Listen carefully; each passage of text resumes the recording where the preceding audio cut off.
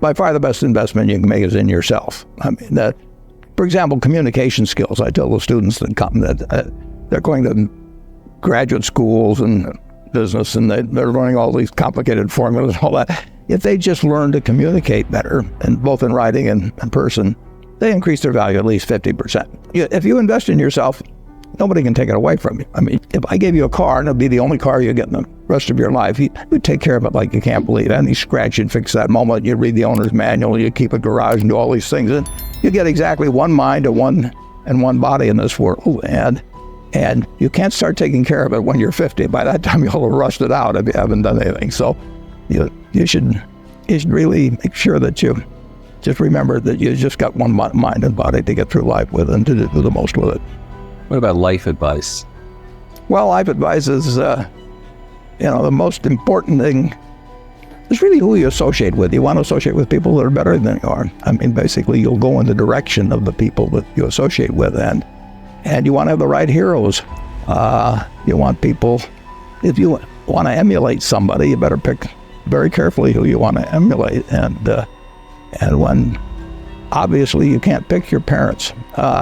They're going to have an enormous influence on you, but you don't get a choice on that. But you get choices as you go down the line, and who you admire, who you want to copy, and the most important for most people in terms of that decision is their spouse. It's also important in terms of a partner in business, but the partner in life is the most important one. You want to pick a spouse that's a little bit better than you are. Biggest mistakes people make when investing? Well, they try to, they just don't realize that all you have to do is just buy a cross-section of America and then never listen to people like me or read the papers or do anything subsequently. They think that because you can trade, you should trade. You buy a farm, you buy an apartment house, you can't resell it tomorrow. And the cost of moving around. Now you get something handed to you, liquidity, which is instant. You can sell, and the cost of doing it are pennies, compared to other kinds of investment activity. So because they can so easily move around, they do move around, and moving around is not smarter than investing. You have a pretty cool morning routine regarding what you have for breakfast and how prosperous you feel. What is that? I eat exactly what I like to eat. If somebody offered me a deal when I was 20 and said, you're going to live 1 year longer, instead of living to 88, you'll live to 89 or whatever it may be, if you eat nothing but broccoli and Brussels sprouts and onions and all these things. I just said, I'll take the last year off. It probably won't be that good anyway. So I eat what I like to eat. Is business school worth it? Depends on the person, and much more than it depends on the school. I mean, I wouldn't worry.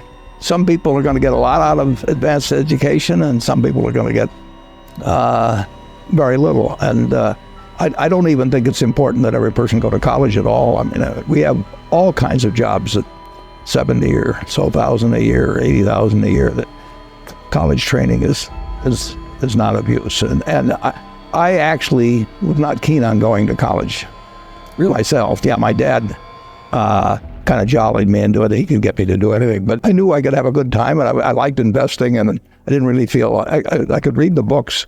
It's a big commitment to take 4 years, and the cost involved, and maybe the loans involved, and everything. I think depending on what your interests are in life, I don't think it's for everybody. I think it's for a lot of people, but there ought to be a reason you're going, and I didn't really see much reason.